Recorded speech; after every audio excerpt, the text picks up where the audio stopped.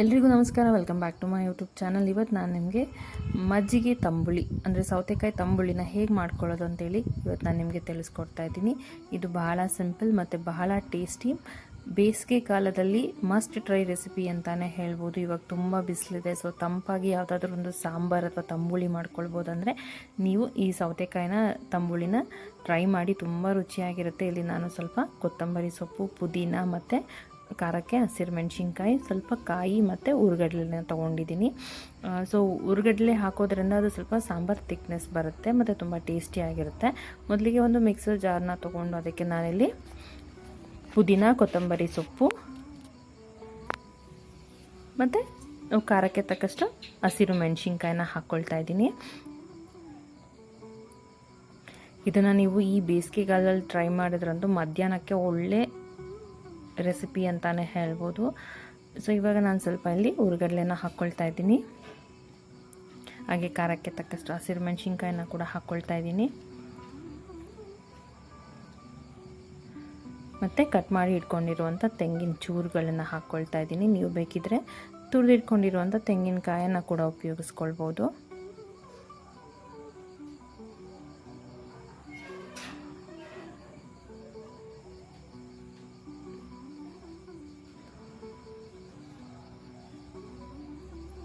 ನಂತರ ಇದನ್ನೆಲ್ಲ ನಾನು ನುಣ್ಣಗೆ ರುಬ್ಕೊಳ್ತಾ ಇದ್ದೀನಿ. ಇದನ್ನು ನೀವು ಈ ರೀತಿ ಫೈನ್ ಪೇಸ್ಟಾಗಿ ಮಾಡ್ಕೊಳ್ಬೇಕು.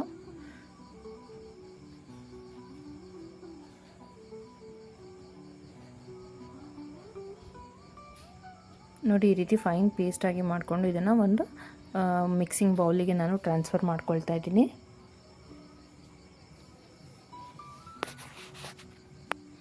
ನಂತರ ನಾನಿಲ್ಲಿ ಒಂದು ನಾರ್ಮಲ್ ಸೌತೆಕಾಯಿ ನಾವು ಏನು ರೆಗ್ಯುಲರ್ ಆಗಿ ಯೂಸ್ ಮಾಡ್ತೀವಿ, ಆ ಸೌತೆಕಾಯ್ದು ಸಿಪ್ಪೆ ತೆಗೆದು ಈ ರೀತಿ ನಾವು ಸ್ಮಾಲ್ ಕ್ಯೂಬ್ಸ್ ಆಗಿ ಕಟ್ ಮಾಡಿಕೊಂಡು ಇದನ್ನು ಕೂಡ ನಾನಿಲ್ಲಿ ಆ್ಯಡ್ ಮಾಡ್ಕೊಳ್ತಾ ಇದ್ದೀನಿ ಆ ಬೌಲಿಗೆ.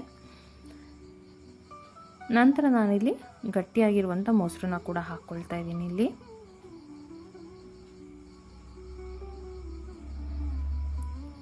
ನಾನಿಲ್ಲಿ ನಂದಿನಿ ಮೊಸರನ್ನ ಯೂಸ್ ಮಾಡ್ತಾಯಿದ್ದೀನಿ. ನೀವು ಯಾವುದು ರೆಗ್ಯುಲರ್ ಆಗಿ ಮನೆಯಲ್ಲಿ ಮೊಸರನ್ನ ಯೂಸ್ ಮಾಡ್ತೀರಾ ಅಥವಾ ಮನೆಯಲ್ಲೇ ಮಾಡ್ಕೊಂಡಿರೋ ಮೊಸರನ್ನ ಕೂಡ ನೀವಿಲ್ಲಿ ಆ್ಯಡ್ ಮಾಡ್ಕೊಳ್ಬೋದು.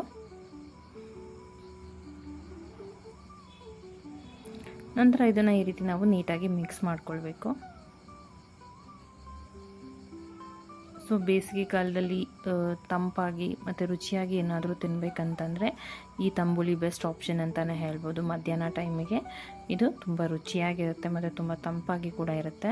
ಸೊ ಮಸ್ಟ್ ಟ್ರೈ ರೆಸಿಪಿ ಅಂತಲೇ ಹೇಳ್ಬೋದು ಈ ತಂಬುಳಿ. ಈ ರೀತಿ ಎಲ್ಲದನ್ನು ನೀಟಾಗಿ ಮಿಕ್ಸ್ ಮಾಡ್ಕೊಳ್ಬೇಕು. ಸೊ ಇದನ್ನು ಈ ರೀತಿ ಮಿಕ್ಸ್ ಮಾಡಿಕೊಂಡು ಇವಾಗ ನಾವು ನಮಗೆ ಸಾಂಬಾರು ಕನ್ಸಿಸ್ಟೆನ್ಸಿಗೆ ಸ್ವಲ್ಪ ನೀರು ಹಾಕಿ ಅಥವಾ ಗಟ್ಟಿಯಾಗಿ ಹೇಗೆ ಬೇಕೋ ಹಾಗೆ ನಾವಿಲ್ಲಿ ನೀರನ್ನು ಆ್ಯಡ್ ಮಾಡ್ಕೊಳ್ಬೇಕು.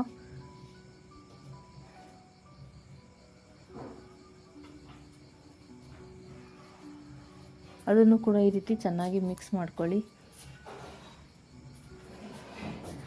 ನಂತರ ಒಂದು ಬೀಟರ್ನ ತಗೊಂಡು ಇದನ್ನು ಚೆನ್ನಾಗಿ ಬೀಟ್ ಮಾಡ್ಕೊಳ್ಬೇಕು.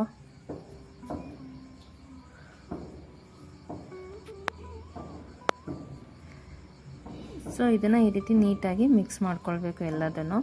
ಇದೇ ರೀತಿ ಹ್ಯಾಂಡ್ ಬೀಟರ್ನ ತಗೊಂಡು ನಾವು ಈ ರೀತಿ ಎಲ್ಲದನ್ನು ನೀಟಾಗಿ ಮಿಕ್ಸ್ ಮಾಡ್ಕೋಬೇಕು.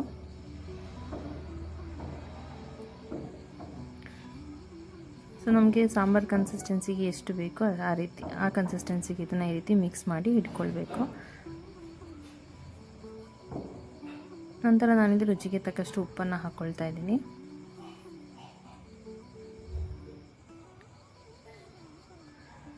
ನಂತರ ಅದನ್ನು ಕೂಡ ನೀಟಾಗಿ ಮಿಕ್ಸ್ ಮಾಡ್ಕೋಬೇಕು.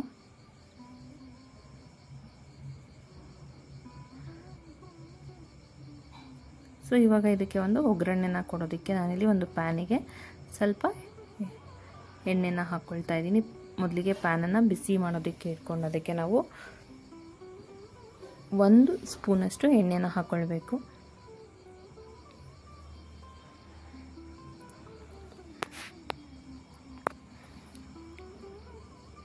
ಸೊ ಈ ರೀತಿ ಎಣ್ಣೆ ಬಿಸಿ ಆಗೋದಕ್ಕೆ ನಾವು ಬಿಡಬೇಕು ಚೆನ್ನಾಗಿ.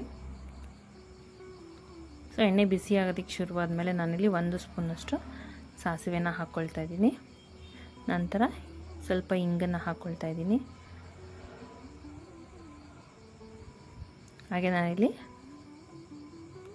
ಒಣ ಮೆಣಸಿನ್ಕಾಯಿಗಳನ್ನ ಹಾಕ್ಕೊಳ್ತಾ ಇದ್ದೀನಿ. ಮತ್ತು ಸ್ವಲ್ಪ ಕರಿಬೇವಿನ ಸೊಪ್ಪು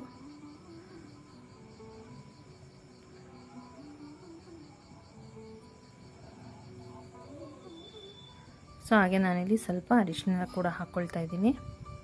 ಸೊ ಅರಿಶಿನ ಹಾಕ್ಕೊಳ್ಳೋದ್ರಿಂದ ಇದು ಸಾಂಬಾರಿಗೆ ಡಿಫ್ರೆಂಟ್ನ ಕಲರ್ ಕೊಡುತ್ತೆ ಮತ್ತು ತುಂಬ ಟೇಸ್ಟಿಯಾಗಿರುತ್ತೆ. ಸೊ ಈ ರೀತಿ ಅರಿಶಿನ ಹಾಕ್ಕೊಂಡು ನಂತರ ಈ ಒಗ್ಗರಣೆನ ನಾವೀಗ ಆಲ್ರೆಡಿ ಬೀಟ್ ಮಾಡಿ ಇಟ್ಕೊಂಡಿರುವಂಥ ಮಸಾಲೆಗೆ ಈ ರೀತಿ ಹಾಕ್ಕೊಳ್ಬೇಕು. ಈ ರೀತಿ ಹಾಕ್ಕೊಂಡು ಎಲ್ಲದನ್ನು ನಾವು ಮತ್ತೆ ನೀಟಾಗಿ ಮಿಕ್ಸ್ ಮಾಡ್ಕೊಳ್ಬೇಕು.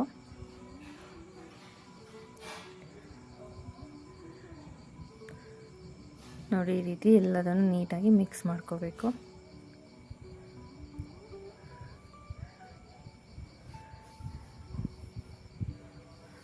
ಸೊ ಈ ರೀತಿ ಮಿಕ್ಸ್ ಮಾಡಿಕೊಂಡ್ರೆ ರುಚಿಯಾದ ಮಜ್ಜಿಗೆ ಸೌತೆಕಾಯಿ ತಂಬುಳಿ ರೆಡಿ, ಅಥವಾ ಮಜ್ಜಿಗೆ ಸಾಂಬಾರು.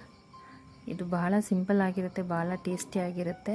ಈ ಬಿಸಿಲು ಟೈಮಲ್ಲಿ ಇದೊಂದು ಒಳ್ಳೆ ಸಾಂಬಾರು ಅಂತಲೇ ಹೇಳ್ಬೋದು. ಇದನ್ನು ನೀವು ರೈಸ್ ಜೊತೆ, ಮುದ್ದೆ ಜೊತೆ ಕೂಡ ಸರ್ವ್ ಮಾಡ್ಬೋದು. ನಾನು ನಿಮಗೆ ರೈಸ್ ಜೊತೆ ಇದು ಹೇಗೆ ಕಾಂಬಿನೇಷನ್ ಆಗುತ್ತೆ ಅಂತೇಳಿ ತಿಳಿಸ್ಕೊಡ್ತಾ ಇದ್ದೀನಿ. ಭಾಳ ಟೇಸ್ಟಿಯಾಗಿರುತ್ತೆ. ನೀವು ಒಂದು ಸಲ ಟ್ರೈ ಮಾಡಿ ಮತ್ತು ರೆಸಿಪಿ ಹೇಗೆ ಬಂತಂತೇಳಿ ನನಗೆ ಕಮೆಂಟ್ ಸೆಕ್ಷನಲ್ಲಿ ತಿಳಿಸಿ. ಯಾರೆಲ್ಲ ನನ್ನ ಚಾನಲ್ನ ಇನ್ನೂ ಸಬ್ಸ್ಕ್ರೈಬ್ ಮಾಡ್ಕೊಂಡಿಲ್ಲ, ಸಬ್ಸ್ಕ್ರೈಬ್ ಮಾಡ್ಕೊಳ್ಳಿ. ಹಾಗೆ ಪಕ್ಕದಲ್ಲಿರುವಂಥ ಬೆಲ್ ಬಟನ್ನ ಕ್ಲಿಕ್ ಮಾಡಿದ್ರೆ ನಾನು ಹಾಕುವಂಥ ಎಲ್ಲ ವಿಡಿಯೋ ನೋಟಿಫಿಕೇಷನ್ಸ್ ನಿಮಗೆ ಮೊದಲಿಗೆ ಸಿಗುತ್ತೆ. ನೋಡಿ, ಇದು ರೈಸ್ಗೆ ಒಳ್ಳೆ ಕಾಂಬಿನೇಷನ್ ಅಂತಲೇ ಹೇಳ್ಬೋದು. ಸೊ ಬಿಸಿಲಲ್ಲಿ ಇದು ತುಂಬ ಟೇಸ್ಟಿಯಾಗಿರುತ್ತೆ. ಒಂದು ಸಲ ಟ್ರೈ ಮಾಡಿ ಹೇಗೆ ಬಂತಂತೇಳಿ ನನಗೆ ಕಮೆಂಟ್ ಸೆಕ್ಷನಲ್ಲಿ ತಿಳಿಸಿ. Thank you.